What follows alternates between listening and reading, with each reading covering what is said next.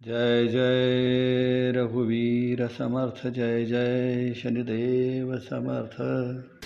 निज ध्यास तो सर्व तुटवणी गेला, बळे अंतरी शोक संताप ठेला, सुखानंद आनंद भेदे बुडाला, मनी निश्चय सर्व खेदे उडाला. त्याचं हिंदीकरण आहे, योग ध्यान संकीर्तन छोटा, ताप शोक मन घुसकर बैठा, सुखानंद आनंद है छूटा, समझ तू हरि का साथ है छूटा. निज ध्यास, स्वतःचा ध्यास, दुसऱ्याचा ध्यास नव्हे, निज ध्यास. स्वतः करण्याचा ध्यास.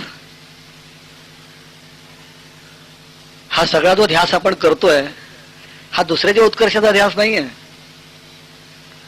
दुसऱ्याच्या मोक्षाचा ध्यास नाहीये, दुसऱ्याच्या आत्मोन्नतीचा ध्यास नाहीये. हा आपल्या आत्मोन्नतीचा ध्यास आहे, आपल्या उत्कर्षाचा ध्यास आहे, आपल्या मोक्षाचा ध्यास आहे.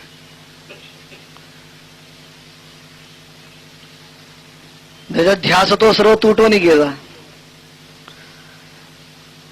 हा ध्यास जर सुटला, तुटून गेला, सुटला, तर काय होतं? बळे अंतरी शोक संताप ठेला. शोक आणि संताप प्रबळपणाने आतमध्ये वस्ती करतात.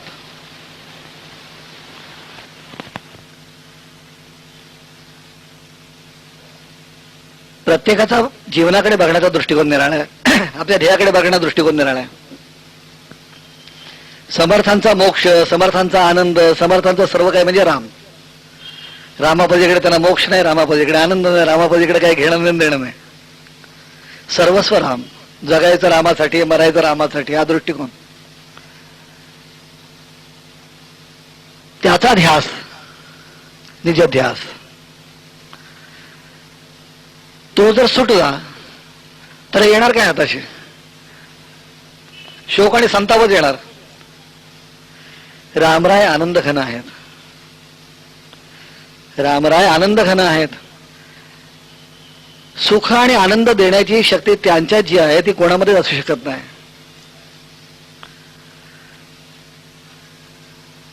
जेव्हा माणूस परमेश्वराची आराधना करतो तेव्हा ती करत असताना त्याचा दृष्टिकोन हा असतो की हा मला सर्व काही देणार आहे.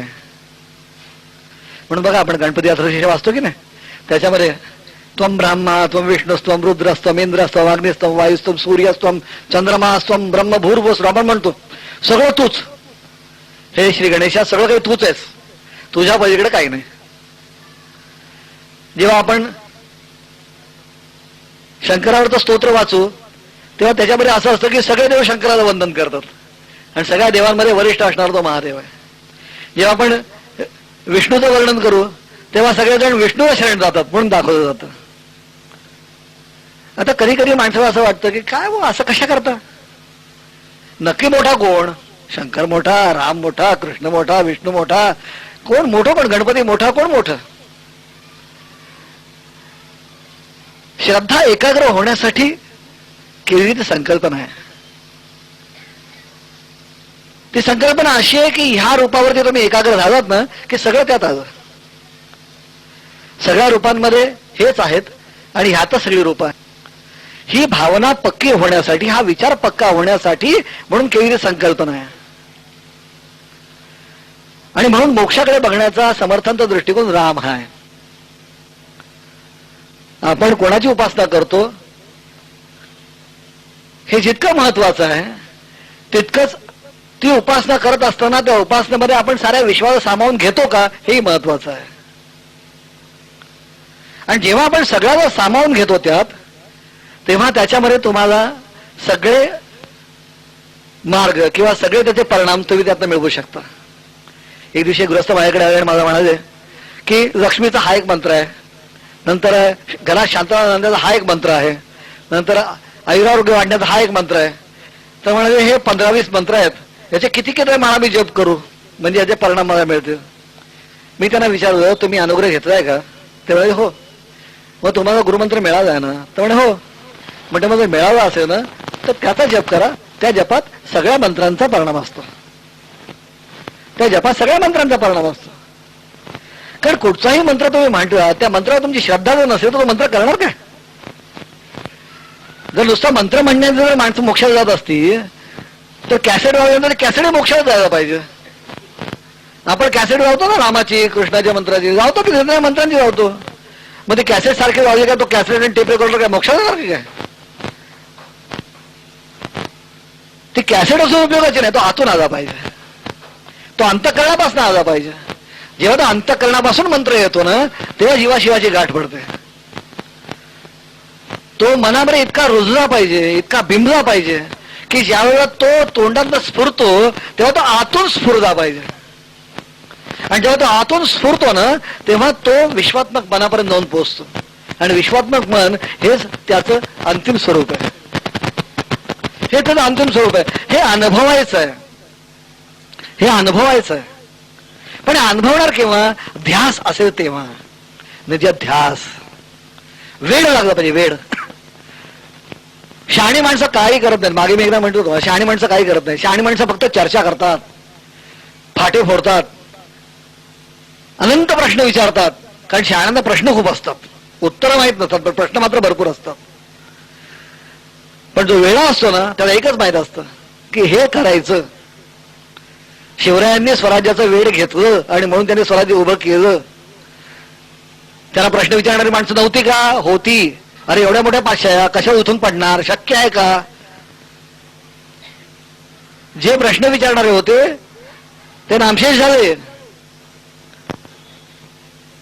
लोकांना पुढे त्यांचं काय झालं ते सुद्धा माहित नाही. पण शिवरायांनी इतिहास घडवला. क्रांतिकारकांनी वेळ घेतलं स्वातंत्र्याचं. जेव्हा त्यांनी ते वेळ घेतलं तेव्हा ते चुकीचं होतं असं सांगणार काय माणसं नव्हती का? होती. पण त्यांनी ते वेळ स्वीकारलं आणि स्वातंत्र्य प्रगट झालं. ज्याचा आपण वेळ घेतो ते आपण मिळवू शकतो, पण त्यासाठी वेळ होण्याची गरज आहे. शहाणी माणसं तुम्हाला नाक्या नाक्यावर मिळतील, पण वेडा माणूस मिळणं फार कठीण असतं. वेडी माणसं इतिहास घडवतात. गांधीजी वेडे होते, बाबासाहेब वेडे होते, हेडगेवार वेडे होते लोकांच्या दृष्टिकोनातनं, सावरकर वेडे होते लोकांच्या दृष्टिकोनातनं. पण त्यांनी इतिहास घडवला आणि बाकीचे फक्त चर्चा करत बसले. इतिहास घडवायचा असेल, आयुष्यात काही अंतिम एखाद्या चरम सीमेपर्यंत जाऊन पोहोचायचं असेल तर त्यासाठी वेळ स्वीकारलं पाहिजे. चर्चा करण्यापेक्षा प्रत्यक्ष कृती असली पाहिजे. आणि ही जी कृती आहे ही अंतःकरणापासून असली पाहिजे. आणि म्हणून त्याला ध्यास पाहिजे. ध्यास हे वेडाचं स्वरूप आहे. परमेश्वर मिळवायचा आहे, रामराम मिळवायचे आहेत, समर्थ मिळवायचे आहेत, हे वेळ तुम्ही स्वीकारा, तुम्ही मिळवशिवाय राहणार नाही. अहो पैसा मिळवायचा वेळ चुकून कष्टदायक ठरू शकेल, कारण पैसा मिळवायला खूप काही करावं लागतं. पैसा मिळवायला खूप काही करावं लागतं, सत्ता मिळवायला खूप काही करावं लागतं.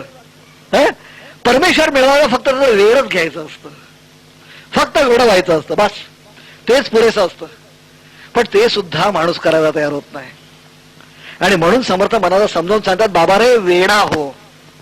आतापर्यंत शहाणपणा भरपूर केला, आता थोडासा वेडा हो. निजध्यास तो सर्व तुटून गेला. जर हा निजध्यास तुटला तर काय होणार? निजध्यास तुटला तर तिथं शोक आणि संतापच येणार, दुसरं काय होणार? एखादी गोष्ट मिळवता आली नाही, आपण साध्या साध्या व्यवहारात बघतो. साध्या साध्या व्यवहारात एखादी गोष्ट मिळवता आली नाही तर काय होतं? एक तर माणूस रडतो तरी ना संतापतो तरी, दुसरं काय करतो? आणखीन काही करू शकत नाही. एक तर रडायचं, आसू गाळायचे, नका संतापायचं, शिव्या शाप द्यायचे. पण हे शिव्या शाप सुद्धा फुकटचे, त्याचा काय उपयोग नाही. आणि रडणंही फुकट आहे. पराक्रमी माणूस रडत नाही, पराक्रमी माणूस संतापत नाही, पराक्रमी माणूस कृती करतो. पराक्रमी माणूस रडत नाही, संतापत नाही, तो कृती करतो. कारण संतापण्यानी, कृती करण्यानी प्रश्नाचं उत्तर मिळत नाही. संतापून जास्त असं काय होईल? संतापून जास्तीत जास्त माणूस चिडेल, संतापेल, लोकांना प्रदर्शन करेल. रडण्याने काय? प्रदर्शन करेल. पण त्या प्रदर्शनात उत्तर नाहीये, उत्तर नाहीये. जर रामरायाला मिळवायचं आहे, जर मोक्षाला मिळवायचं आहे किंवा आयुष्यात काहीही मिळवायचं आहे तर त्यासाठी रडणं हा मार्ग नव्हे, संतापणं हा मार्ग नव्हे, त्याच्यावर उत्तर शोधणं हा मार्ग आहे. संतापण्याने माणूस मार्ग चुकतो, रडण्याने माणूस मार्ग चुकतो. कारण रडण्याने माणूस हताश होतो, आणि जेव्हा माणूस हताश होतो त्या हताशपणे घेतलेला निर्णय हा चुकीचा असतो. संतापून घेतलेला निर्णय चुकीचा असतो. काय काय माणसं म्हणतात, कसं घडतं काय कळत नाही हो, संतापाच्या भरात एक श्रीमुखात ठेवून मिळाला असतो. एकदा माझ्या एका कोर्टातल्या मित्राला भेटायला म्हणून मी गेलो होतो. तिथे मी बघितलं की एक 302 खुनाची केस एका माणसाला आणत होतो. चांगला पैलवान माणूस, चांगला पैलवान, झोपडीत राहणारा असावा, बरे कुठेतरी झोपडपट्टीत राहणारा असावा, चांगला पैलवान माणूस. पण तो इतका धट्टाकट्टा पैलवान, येणाऱ्या प्रत्येक पाया पडतो, आम्हाला सोडवावं, आम्हाला सोडवा, आम्हाला सोडवावं. मला खरं प्रश्न पडला, काय झालं काय याचं? म्हणून मी सहज त्या पोलिसाला विचारलं, काय झालं? म्हणे दुर्दैव आहे त्याचं, दुसरं काही नाही. म्हणजे काय झालं? म्हणजे काय माहितीये का, त्यांच्या झोपडीसमोर एक माणूस राहायचा. यांचं झोपडं इकडं आणि समोर त्या दुसऱ्या एका माणसाचं झोपडं होतं. तो दुसरा जो माणूस होता समोर राहणारा, तो असा हडकुळा होता, हडकुळा माणूस. आणि पण तो काय करायचा, याच्या झोपड्याकडे बघून त्याचे हातवारे करायचा, उलट सुलट बोलायचा. याने एकदा सांगितलं, तू असं माझ्या झोपड्याकडे का समोर उभा राहणार आणि याच्या घरात असं बघत बसणार, समोर दारात उभा राहणार आणि याच्या घरात बघत बसणार. ह्याच्या घरात व्हायची बायको मुलगी सगळे, व्हायचं काय की हा संतापायचा. तो काही बोलायचा, फक्त तिथं उभा राहून काहीतरी बडबडायचा स्वतःच्या दारात आणि याच्या घराकडे बघून बोलायचं. एकदा बघितलं, दुसऱ्यांदा बघितलं, तिसऱ्यांदा माणूस चिडतो ना. तुम्ही बघा पाहिजे तर एखाद्या माणसाला तुम्ही काही करू नका, काही करू नका, पण एखादा माणूस कुठे बसला असेल त्याकडे एक टक शांत बघत बसा, पुन्हा नजर फिरवा, पुन्हा 2 मिनिट परत शांत एक टक बघा, काही बोलू नका, पुन्हा नजर फिरवा. तिसऱ्याला तो माणूस इरिटेट होतो, हा बघतो का माझ्याकडं, राग येतो माणसाला. तर हा तर सदगोष्ट रोज करायचो, समोर राहणारा तो दारात उभा राहायचा आणि याच्या घराकडे बघून काहीतरी तोंडात फुट पडायचा आणि बघत बसायचा. ह्या राग आला. एकदा त्यांनी जाऊन त्याला विचारलं, काय बघतो तू माझ्याकडं? तो म्हणा, का माझ्या दारात उभं बोल, तुझं काय गेलं? दुसऱ्यांदा आलं, तिसऱ्यांदा. एक दिवशी त्या माणसाच्या पैलवानाचा काय राग आवडून तिथे कॉन्फिडन्स ठेवून मी होतो, याने ते कॉन्फिडन्स मारली, ती इतकी जोरात बसली, पैलवान असतो मारली, तो समोर तर तिथे ऑन द स्पॉट मिळाला आणि 302 केस आणि येतो रुंगात. तो सारखा सांगायचा, मला माहित नव्हतं, तर मी मारलं नसतो त्याला, हो मला मी मारलं नसतो त्याला, मला माहित नव्हतं मरेल. कसं काय संतापाच्या भरात मार्ग कळत नाही. जेव्हा माणूस म्हणतो की नाही, अहो माझ्यावर तो ताबा सोडतो, हो संताप हवा आणि मी मारलं, तेव्हा समजायचं की तेव्हा तो नव्हता, संताप होता. ती कृती त्याची नाहीये, ती संतापाची कृती आहे. पण होतं कसं की संतापाच्या कृतीला शिक्षा संतापाला नाही मिळत, त्याला मिळते. हताश झाल्यामुळे एखादी कृती माणसाने केली, त्या हताशपणाला शिक्षा नाही मिळत, शिक्षा त्या व्यक्तीला मिळते. संतापाला शिक्षा नाही मिळते, व्यक्तीला मिळते. त्यामुळे आपण संतापायचं, आपण अधीन कोणाच्या व्हायचं आपण ठरवायचं. आपण संतापाच्या अधीन व्हायचं नाही, आपण शोकाच्या अधीन व्हायचं नाही, तर आपण विचाराच्या अधीन व्हायचं, विवेकाच्या अधीन व्हायचं. आणि आपण समजून घ्यायचं की आता काय करणं आवश्यक आहे. आणि हा विवेकच तुम्हाला सांगेल की निध्याध्यास गरजेचा आहे. आणि म्हणून त्यांनी म्हटलं की निध्याध्यास तुटू, आता काय होतं, निध्याध्यास हो सर तुटो नाही गेला, मयंतरी शोक संताप ठेवा, सुखानंद आनंद भेदे बुडावा. विचारात गोंधळ झाला की सगळं संपलं, विचारात गोंधळ झाला की सगळं संपलं. सुखानंद आनंद भेदे बुडावा. तुम्हाला सांगतो, एकदा अगदी आनंदात असणारं घर, अगदी आनंदात असणारं घर, बघितलं उदाहरण सांगतो, अगदी आनंदात असणारं घर. त्याने एक मुलगा होता, मुलगा मला 7-8 वर्षाचा झाला, 8-10 वर्षाचा मुलगा होता. आणि एक दिवशी कोणीतरी त्या बाईवर सांगितलं, कोणीतरी सांगितलं की 10 वर्षापूर्वी तुम्ही ज्या कॉटवर होतात ना, त्या बाजूच्या कॉटवर जी बाई होती ना, तर तिने तिचा मुलगा तुमच्या इथे ठेवला आणि तुमचा मुलगा ती घेऊन गेली. कोणीतरी सांगितलं, डोक्यात गोंधळ सुरू. कालपर्यंत ज्या मुलाला जीव की प्राण ती बाई प्रेम करत होती, तिचा प्रश्न पडला, नक्की हा माझा मुलगा आहे का? आणि संशय सुरू की तेव्हा माझ्या शेजारी कॉटवर कोण बाई होती, ती कुठे राहते, कुठे गेली, काय गेली, झालं. संशयात्मा विनश्यती. एकदा माणसाच्या डोक्यात गोंधळ झाला, विचारांमध्ये गोंधळ झाला, फाटे फुटले की सगळं संपलं. नुसतं कोणीतरी येऊन सांगितलं घरात, काय तुमच्या यांना कुठेतरी इथं बघितलं होतं बरं का, झालं.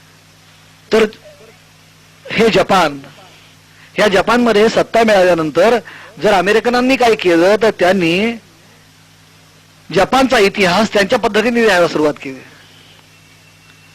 भारतामध्ये तेच केलं इंग्रजांनी, भारताचा इतिहास त्यांच्या पद्धतीने लिहिला.